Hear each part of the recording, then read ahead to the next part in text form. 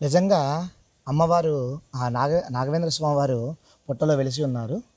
మనకి స్వామివారి యొక్క దర్శనం కోసం ఈ యొక్క నాగేంద్ర స్వామి వారు కోనేరులో మునిగి ధ్వజస్తంభం దగ్గర పడగ విప్పి మళ్ళీ తిరిగి పుట్టలోకి వస్తారు. కొన్ని సందర్భాలలో అభిషేకం చేసేటప్పుడు కూడా అంతరాలయం వరకు వచ్చి పడగెప్పడం, లేదా అర్చక స్వామి తలుపు ఓపెన్ చేసేసరికి ఆ శివలింగాన్ని చుట్టుకొని ఉండటం మేము చూస్తున్నామండి. అదేవిధంగా సర్పయాగం చేస్తున్నా కూడా స్వామివారు పడగెప్పి మళ్ళీ సర్పయాగ అనంతరము లోపలికి వెళ్ళిపోతారు.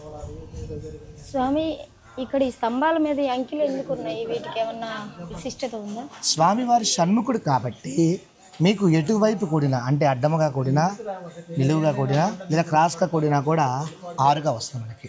షణ్ముఖ 6 ముఖాలు. ఈ స్తంభమేనా? ఈ స్తంభం అంటే స్వామివారికి ఆలయ ప్రాంగణంలో ఉన్నటువంటి స్తంభం వరకు మాత్రమే, సుబ్రహ్మణ్యేశ్వర స్వామికి సంబంధించి. అదేవిధంగా మన ఆలయంలోకి వచ్చేటటువంటి భక్తులకు రోడ్డు మార్గం కూడా ఉంది. ఈ రోడ్డు మార్గం ద్వారా మన ఆలయంలోకి వాహనాల ద్వారా మనం ప్రవేశించవచ్చు. తర్వాత మనం చెప్పుకున్నటువంటి వాటిల్లో ఈ ఆలయానికి క్షేత్రపాలకుడు ఎవరంటే ఆంజనేయ స్వామి వారు. ఈయన ఎల్లవేళలా కూడా ఈ యొక్క ఆలయాన్ని కానీ గ్రామాన్ని పరిరక్షిస్తూ ఉంటాడు ఆయన. ఇది మాకు తెలిసి దాదాపు ఒక 300-400 సంవత్సరాల నుంచి ఇలా చెక్కి ఉన్నది.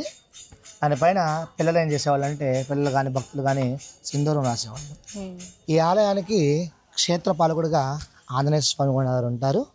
మరి ఈశాన్య భాగంలో అటు ఆంజనేయ స్వామి వారు మనకు దర్శనం ఇస్తూ ఉంటారు.